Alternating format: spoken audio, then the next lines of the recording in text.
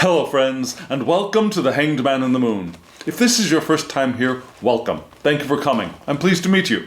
If you've been here before, thank you for returning. I'm truly honored.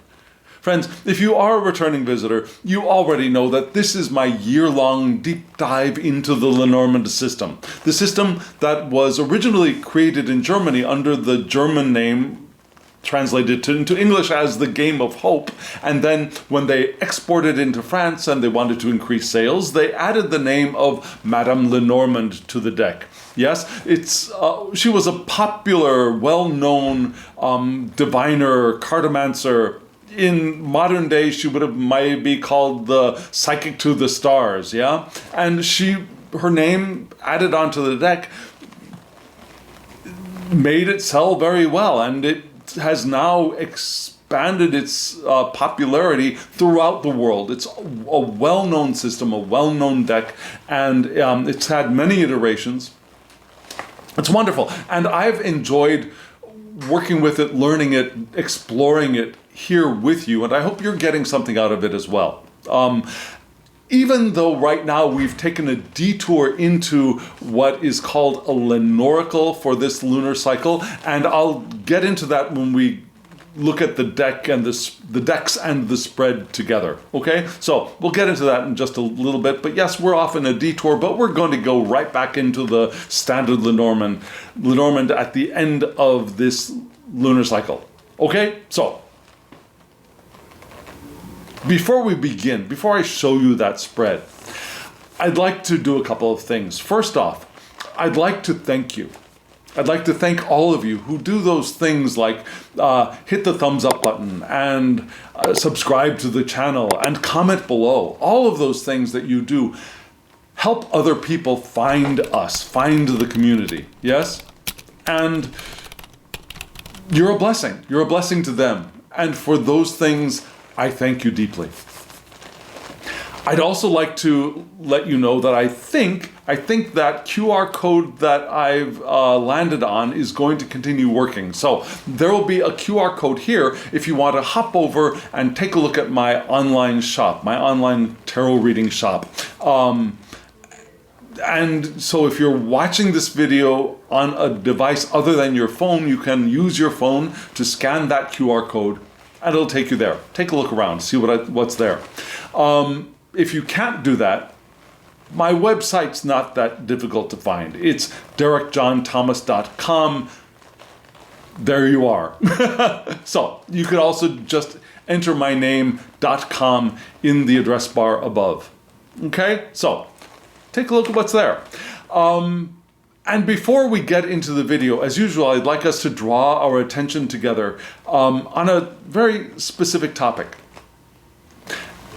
And it's a topic that maybe we don't always consider very much, or we might actually try to avoid when living the intentional life.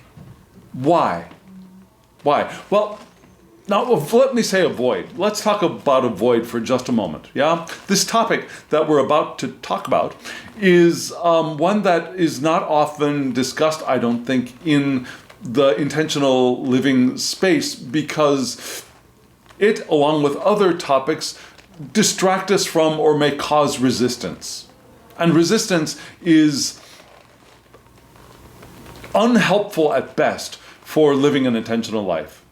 So I'm not saying that this is a topic that is often resisted either, because that's not good. But it's one of those topics where we know it's not helpful to spend much time on, and if it flows into our attention, instead of resisting it, we just want to let it flow right back out. But right now, I think it might be a very helpful thing for us to consider. And if you know the title to this video, you may already know which direction we're about to be going in. Maybe not. Maybe I'm being too obtuse. But there are some things when living an intentional life that, again, we might actually want to consider, even though we generally want to let these thoughts flow by, knowing that they could cause resistance. And what do I mean when I say in living an intentional life? It might be a good time to just have a brief refresher of what I'm talking about. So when I say intentional life, I'm actually using a combination of diverse ideas in the spiritual living sphere. Yeah?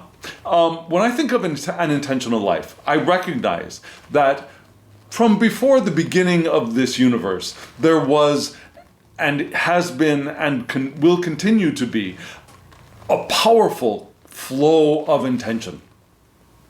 A powerful flow of intention that is both collective and individual, meaning that we each have our own currents of intention which are combined with the very large universal flow of intention through time and space. And this flow of intention is what energizes our movement through time and space, and it flows in the direction of the lives we want to live. It flows in the direction of the things we have created vibrationally for ourselves for what we call the future. Now, the jobs we want to work at, the people we want to be in relationship with, the places we want to live, the other experiences like vacations or delicious meals, all of those things that we have imagined for ourselves, either consciously or unconsciously, have been placed vibrationally, energetically out on this current of intention, and intention moves us in the direction of those things, just as law of attraction draws those things towards us. And the flow of intention is what allows us to evolve into the people who have the experiences we want to have, the homes we want to live in, the jobs we want to work at, the relationships we want to be in, all of those things. Intention is what allows us to move in that direction and become the people who have those experiences. And it's a wonderful thing. It's a beautiful thing. And we can never be cut off from intention, but we can certainly reduce our access to that flow. Right? We can be open to the power of intention and take full advantage of its power, or we can tighten ourselves down, we can resist the flow of intention, which doesn't mean that we're cut off or we're separate from it or that we can absolutely stop its motion or stop ourselves from moving through time and space, but we can certainly slow ourselves down. If that makes sense to you, I'm really, really glad. I've been talking about this for many years. If it still does not make sense to you, let me know in the comments below. We can talk about it.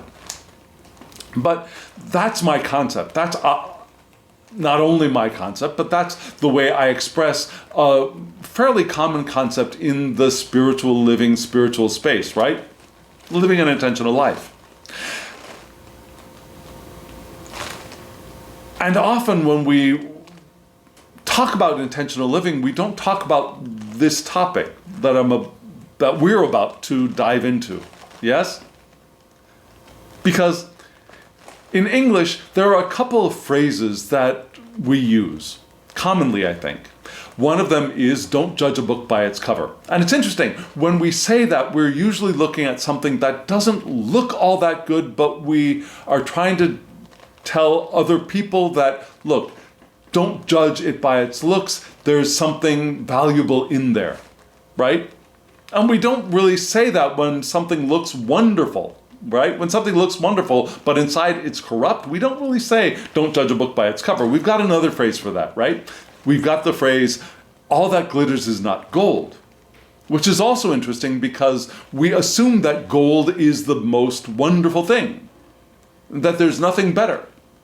So if something glitters, we say, all that glitters is not gold, we don't even imagine that, well, maybe it not being gold might be better. Maybe this glittering thing might be better than gold, right? So all that glitters is not gold tells us that something might not be as good as it looks. Don't judge a book by its cover tells us that something might be better than it looks. So these two things combined are what is driving this week's spread, I believe. And I'm using those examples because there are other words that I think are more common but are not helpful when living an intentional life. One of them being skepticism, being skeptical, being cautious, being wary, which all of those things are actually signs of resistance. And I tried to think of a more positive word for that. It just hasn't come to me. If you can think of a more positive word for skepticism, let me know in the comments below. Skepticism implies mistrust, and that's not the direction we want to go. Mistrust is a sign of resistance. We want to be open to the experiences and trust that we will discover the truth. Right? We don't want to take things at face value, whether that face is pleasant or unpleasant.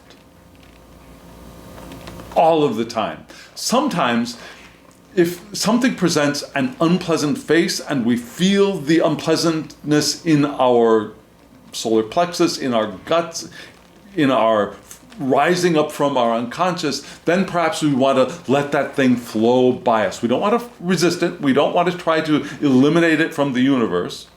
We want to let it flow out of our experience. And when something presents itself as wonderful, shiny, and glittery, we want to appreciate that shiny, glittery face and explore. Right? Oh, this looks interesting. This looks beautiful. This looks wonderful. Let's see what's in there.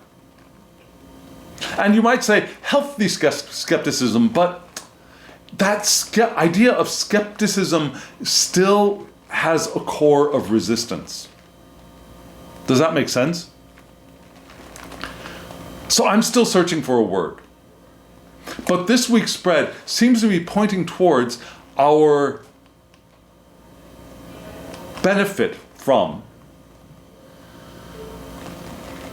investigating things that appear to us, whether they appear to be pleasant or unpleasant.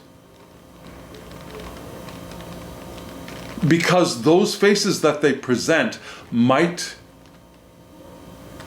not be the fullness of truth,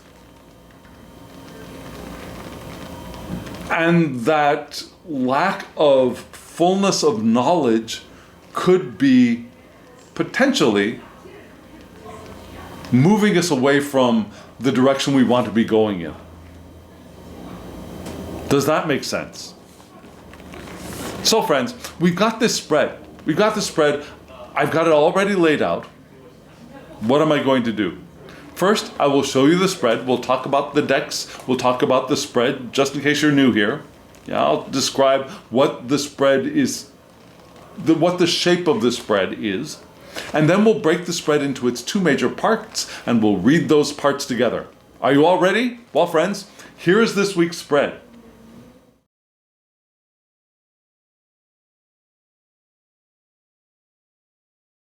Friends, if you've been with me, you already recognize these two decks, right? I used them the first week of this lunar cycle.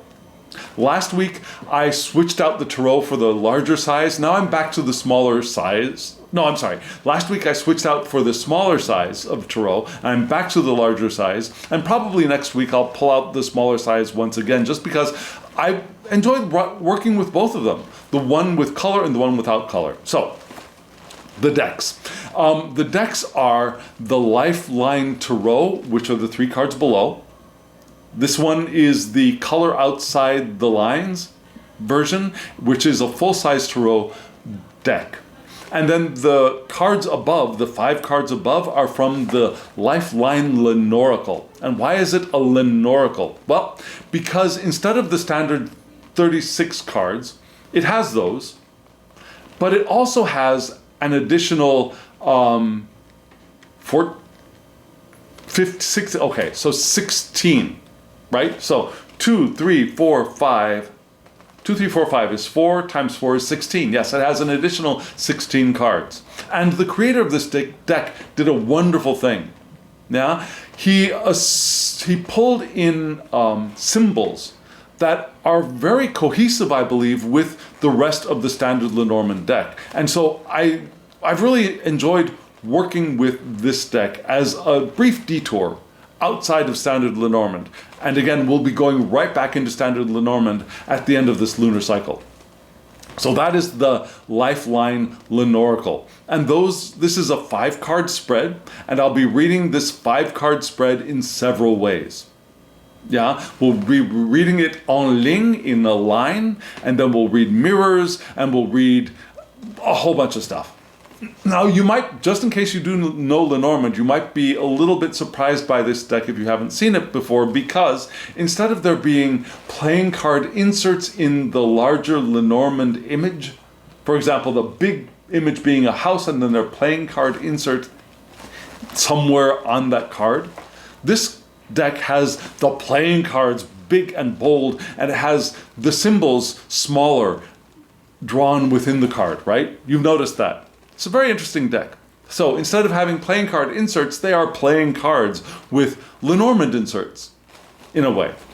And then the 3 cards below are from a standard tarot deck, and I'm reading those cards in a positional spread, which means that each card is responding to a particular question or a particular topic.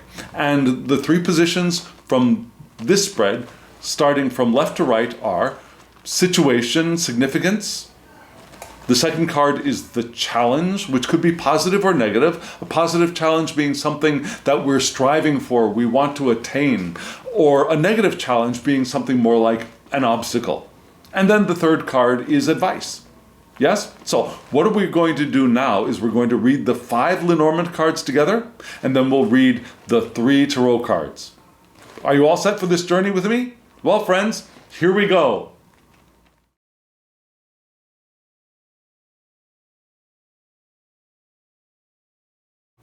Friends, you just saw from left to right, we had the mice card, the heart card, the house card, and then the slipper, and then the tower.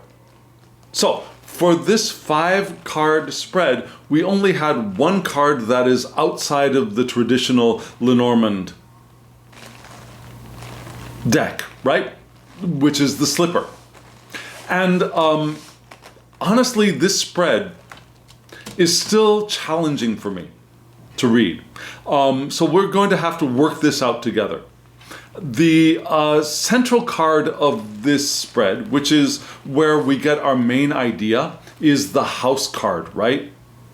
And the house card, what is that? It's our home, it's our safe space, it's the place where we live, where we're grounded, perhaps. So this is our place of safety, grounding, perhaps even family, yeah, our sense of security. Different from the anchor card, which is our place, our card for perhaps financial security, our jobs, our stability, something that holds us in place, right? Something that holds us in place. The house is a container that keeps us safe, keeps us feeling secure. You understand that difference, right? And if we look at positivity and negativity, this spread is fairly neutral positive, you might say, because we start off at the mice, which is a negative card, and then we have the heart, which is a positive card, and they cancel each other out, right? Then we have the house, which is positive neutral. The slipper doesn't have anything, and then the tower is a neutral card. So this spread is pretty much neutral with a little bit of a positive, it's a spark buried within it, perhaps. And then if we add up the numbers to get an additional Lenormand card, now we start off with the 7 of clubs, right, with the mice card, and then we have the jack of hearts. Added up, that would be 18. Yes, and then the king of hearts for the house, that gives us 28, 29, 30, 31, right? Then the slipper is the 2 of hearts, so that's 33.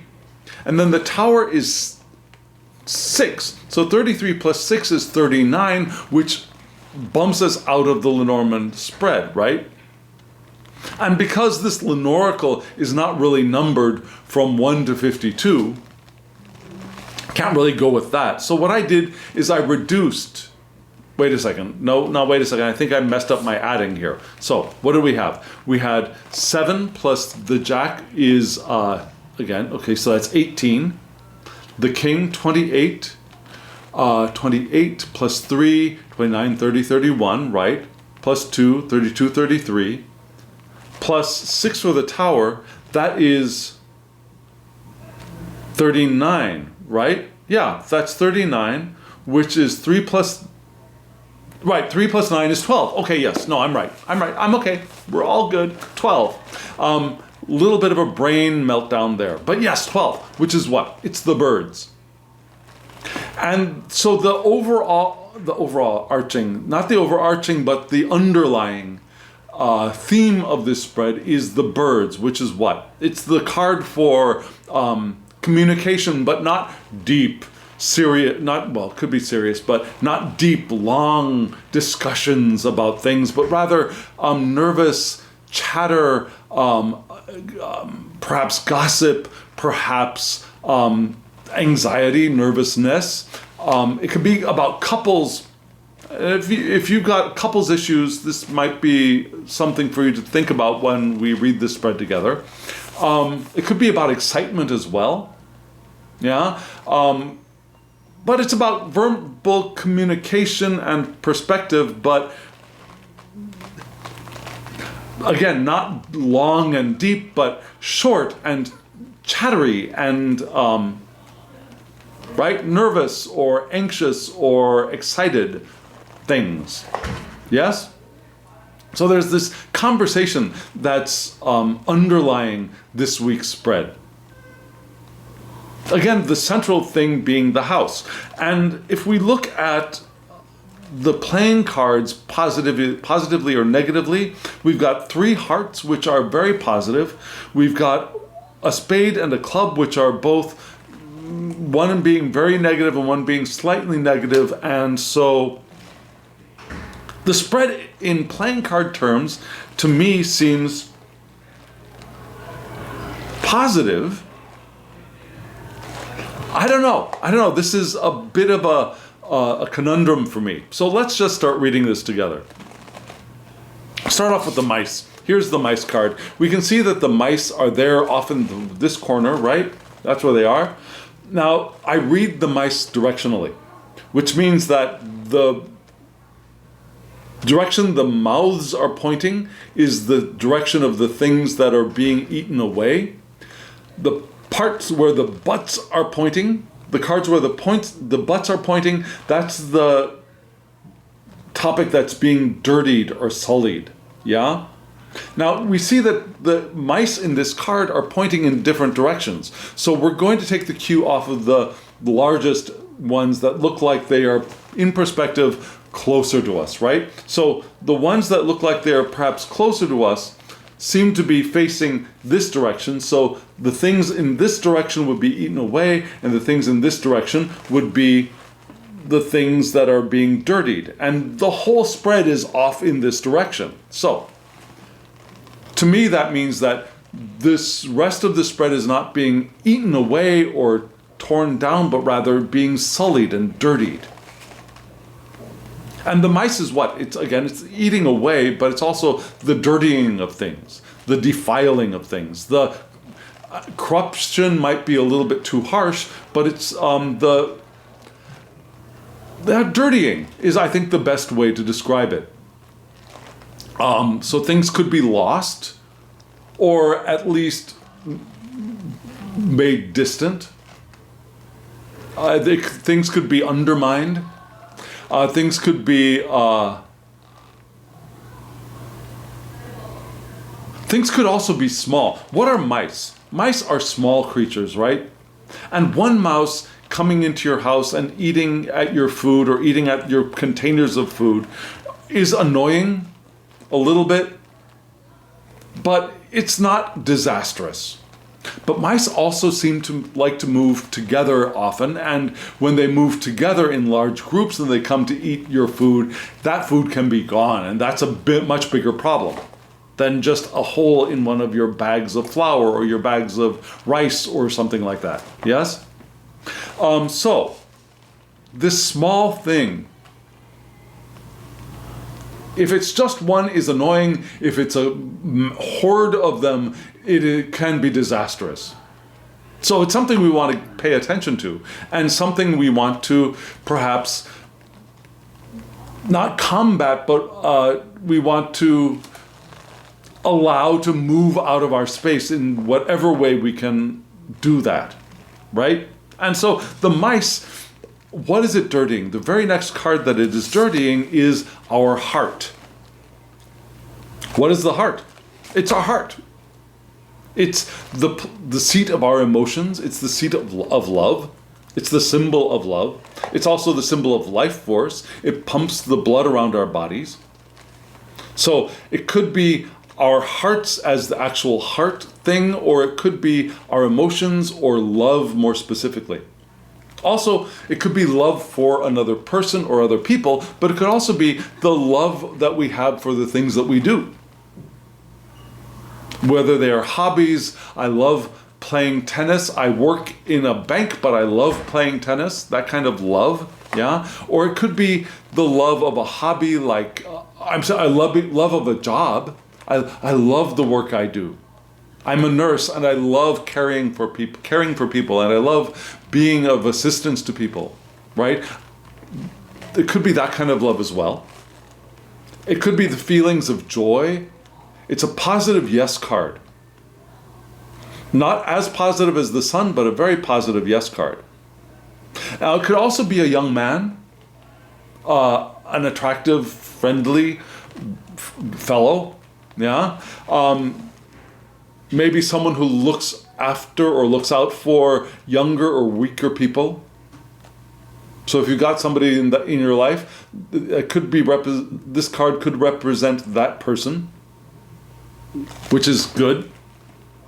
But remember, this is the closest thing being dirtied. So our hearts, our emotions, the things that we love to do, things that give us joy, things that give us pleasure, right now might be being dirtied. By what? By conversations, by worries, by anxieties, or by excitement. Which is interesting, yes? Interesting in a, what can I do about that kind of way. And the next card is house, right? And the house is, again, our place of security, our place of our home, our place where we are grounded, our base. It can also be property and inheritance. It could be our sense of privacy. It can be our feelings of security and stability, the place where we retreat to feel at home. It can also be a person. It can be a kind older person, especially a male figure because of the King of Hearts here. A family man, a house husband. Fairly an older rather than a younger man. So if you've got somebody in your life like that, that's wonderful. But so, where are we going so far? We've got the mice dirtying our sense, our love and our joy and our feelings of pleasure, which maybe we usually get at home. So maybe this dirtying has extended into our home space, into our private sanctuaries, into the place where we feel secure and stable. So, and remember, the question every week is, how can we live our lives more intentionally in the coming week? Well, first thing I think we need to do is recognize if something like this happens to us. If something like this happens to us, if our joy and our passion and our love of life and love of people or love of the things that we do seems to feel like they're being dirtied, they're not as bright and sparkly as they usually are. And that feeling has extended into our living space, into our homes, into where we feel grounded and secure. We really want to give attention to that. Yes? Does that make sense? Has that ever happened to you? Have you ever felt, maybe not as far as depression, or powerlessness, but the feeling that things are just not as exciting as they used to be, and even when I'm feeling in my safe space, I just don't feel like life is as wonderful as I want it to be. Have you felt like that before? Well, if you felt like that before, this is something we want to pay attention to. We don't want to ignore it. We don't want to try to repress it. No. Life is wonderful. Life is wonderful. Life is wonderful. Life is wonderful. And we repress that feeling, and it grows because we're giving it energy by suppressing it, by repressing it. So it can grow, and it can grow into a monster that will rise up and overtake us at some point. And there might be something to faking it till you make it. We hear that a lot, I think. But that's how we might want to present ourselves in the world until this feeling is resolved. But right now, we're not talking about the face we present to the world. We're talking about how we're feeling inside, right? And that could be giving us anxiety, or it could be giving us feelings of nervousness, that there's something wrong going on here. And so we get this next card, which is the slipper. Also a heart card. So it's got a very positive foundation for it. The creator of this deck, when explaining this card, says that the slipper is evidence of past events. So that's might be where we want to look. We want to look at things that have happened perhaps in the near recent past. It could also be footwear. So if your footwear is hurting your footsies, maybe that's something to take care of, but I don't think that's what we're talking about here. It could be sexual dalliances or sexual thrills. Interestingly, yeah. The slipper is the thing we want to take off before we start dallying in whatever space we're using for sexual adventures, if that makes sense. But it's also a card for rationally dubious promises or dreams. Those promises or dreams that we have heard, or that we've been given, or that have been presented to us, that don't exactly make sense, that don't really feel accurate or correct, or something just feels a little bit off, right? So the author of this deck, Thomas of Hermit's Mirror, suggests that we investigate them with an open mind. Because just because they present as feeling off or not exactly correct doesn't mean that they're bad. It could be that their face is just presenting something glittery that might be good inside but different, or it could be corrupt inside. So we want to investigate. We don't want to reject. We don't want to necessarily fight against it or destroy the monster, because it might not be a monster. It might not even be bad. There's something that is a little bit off about what we're hearing and what we're seeing, and we want to investigate with an open mind. And reality might be stranger and more wonderful than fiction. There could be something in there that is absolutely wonderful. Don't judge a book by its cover.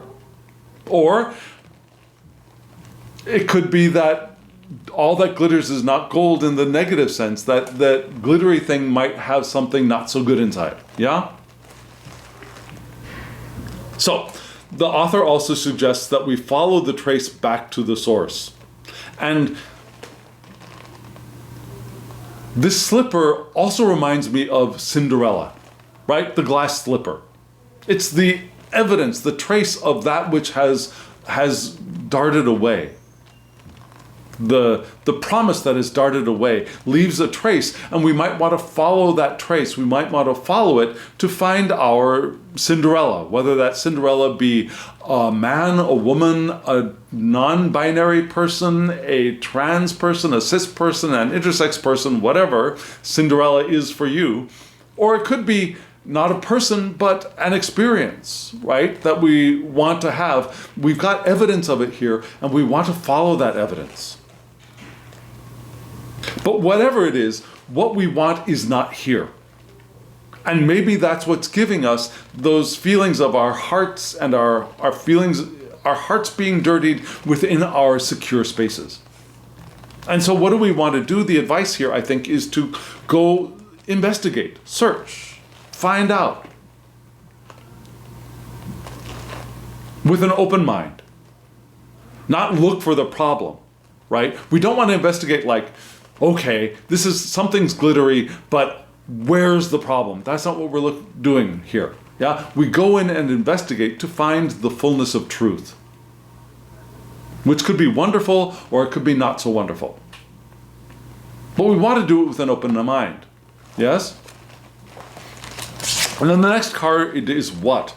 Solitude. And this card, is the tower.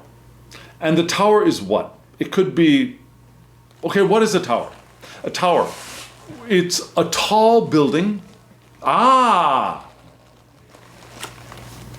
Okay, so what is a tower? It's a tall building that we use to do several things. It can be used as a prison. Think the Bastille in France. It could be a place that we use to go up and look at the stars or to see far away for invading armies. Right? In the past, astronomers would go up into towers to look at the sky and observe the heavens for fortune, even for divination. Soldiers and armies would go up in towers to surveil the landscape and see if there are any problems approaching the castle, right? Towers are used for many. They're also constructed to show the power of the kingdom. The higher the tower, the more powerful looking the kingdom is, right? So, because this card comes right after the slipper card, I think that instead of solitude or taking a step back, as is often indicated by the tower, or things like institutions, companies, colleges,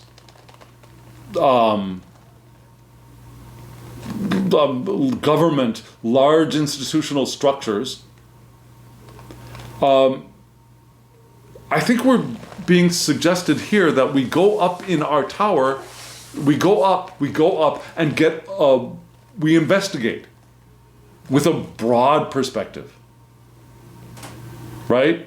Because we got that idea from the slipper of investigating with an open mind, maybe we want to rise above what it is that we're looking at so we get a broader perspective as well.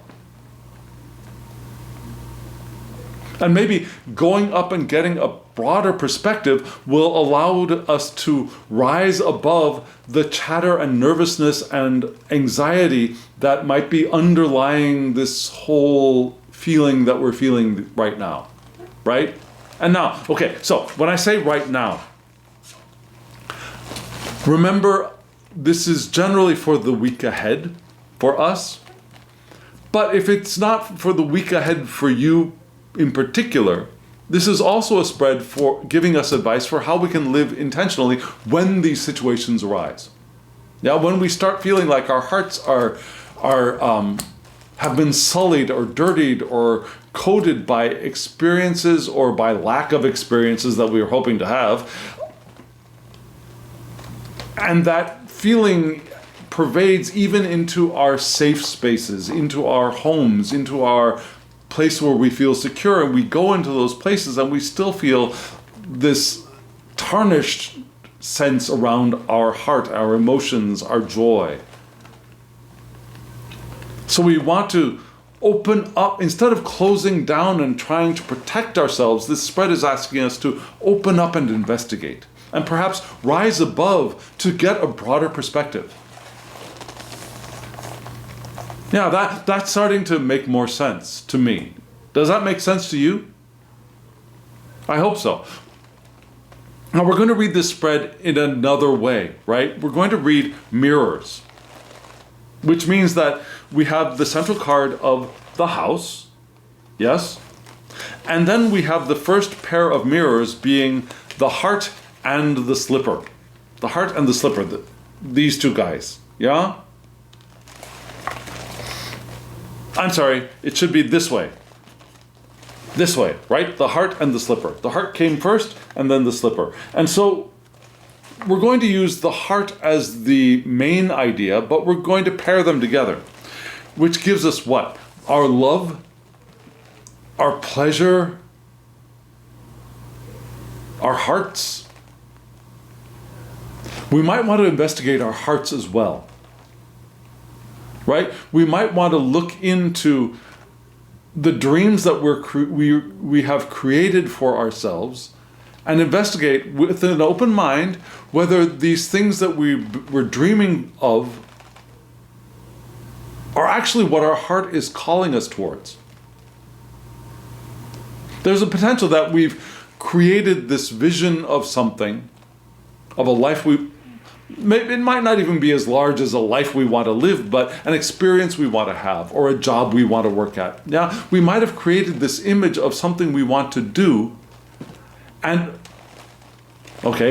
really our heart isn't in it as much as we think it is.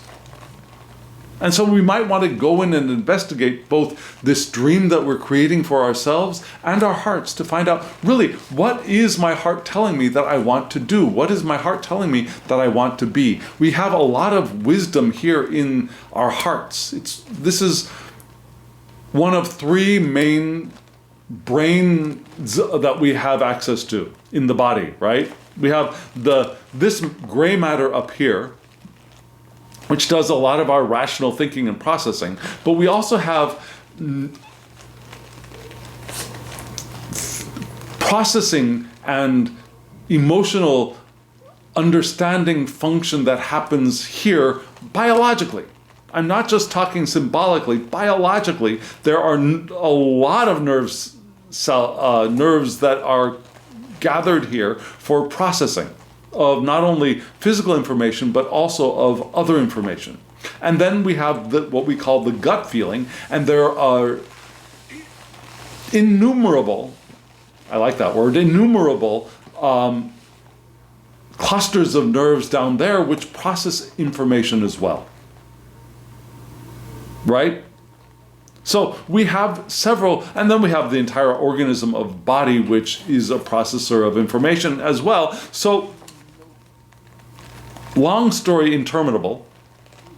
Yeah, the heart is also a place we can investigate for information. So the dreams that we think that we want for ourselves that maybe our heart might not be in, we might want to investigate those dreams as we go back and investigate our hearts for what it is that we really want to do, be, have, or become in the world, right? And so the next two cards are what? Right, that's the order they should be in. The mice and the tower. So we've got the eating away this. That's very interesting. We've got something very small and very large here. Now the tower is not as large as the mountain, but it is a big thing, right? So maybe our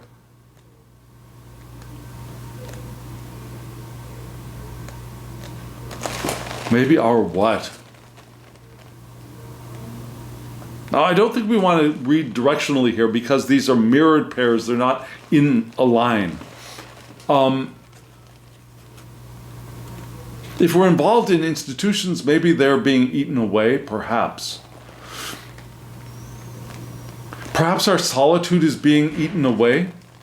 Perhaps our ability to take a step back, to rise above, is being eaten away by something, by maybe our nervousness, by maybe our excitement.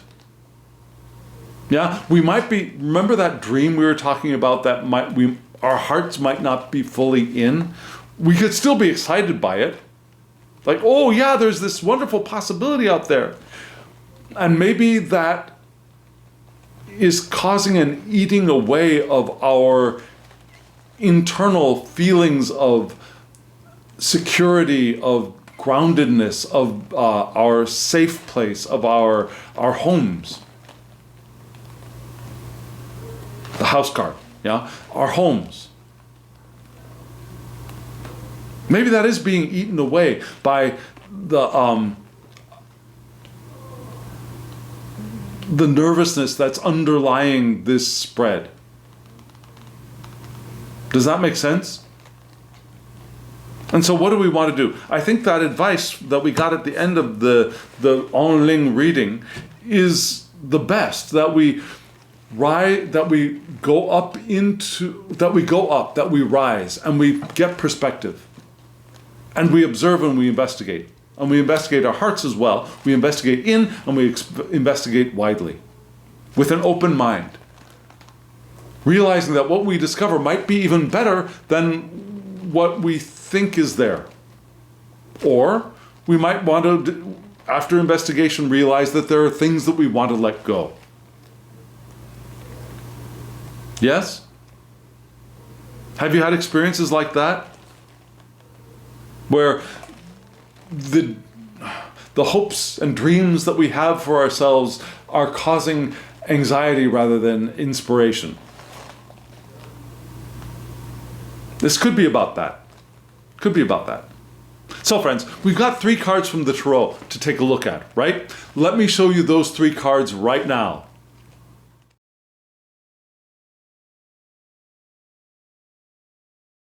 Friends, the 3 cards you just saw from the Tarot, from left to right, were the Chariot, the Page of Cups, and the Queen of Pentacles. And from this spread down here, I get a lot of hope.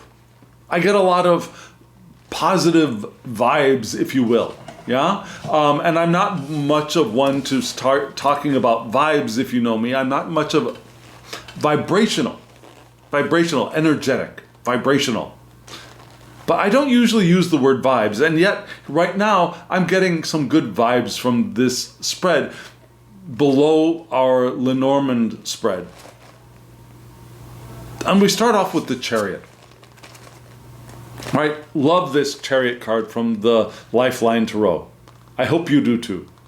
Do you see that we've got all of the stuff we need for reading this card right there?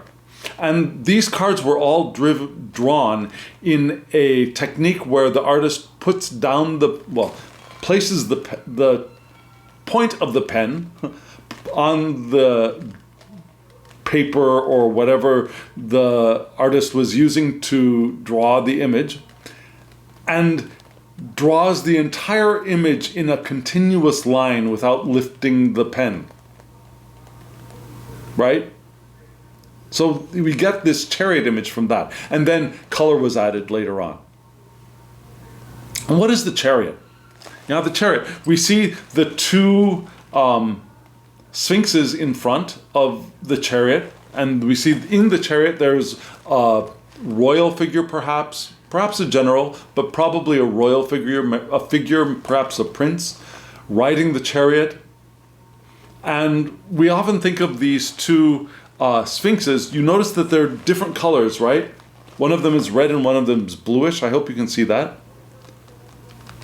We think of these 2 sphinxes as being creatures of different desires, going in different directions, wanting to go in different directions. And part of the job of the Chariot here is to get these 2 sphinxes, 1, to get up and start moving, but 2, to go in the same direction. Yeah? And so we get this Chariot of willpower. Also success and victory. but action, determined action, control of self and of the things that we're doing in the world. Now, grabbing the hold of the reins and start doing the actions that will move us in the direction that we want to be moving in. Using our will, as we flow with the power of intention, of course. So we start off with our willpower to move in the direction that we want to go. And if we look at that spread above, and remember, this is the situation card, right? This is our significant answer to this spread above. And the spread above from the Lenormand deck was telling us to rise above, get more perspective, look within. And perhaps from that, we can rediscover our willpower, our sense of success, and our ability to move forward, to take action again. Right? But the challenge, and I think this is a positive challenge, is the Page of Cups. And you see the page there holding the cup and the fish in the cup. We see most of everything that we need from the image originally drawn by Pamela Coleman Smith, right? And so the page is there in front of the water, holding a cup, and there's a fish head sticking up out of the cup, which is a surprising thing, right? And pages are the neophytes, the initiates, the young ones, right? They're the ones who are out to learn about their suit. So we got the idea of creative opportunities here, of intuitive messages like this fish popping up out of their wine goblet, yeah? Curiosity, our dreamer self, our sensitive self, not necessarily being, get away from me, I'm too sensitive for this, but the sensitive self being the one that can sense things, right? The inner poet as well, who can wax poetically about what they're feeling and can describe what they're feeling or can describe feelings in general and dream about success and dream about the possibilities and get intuitive messages from within.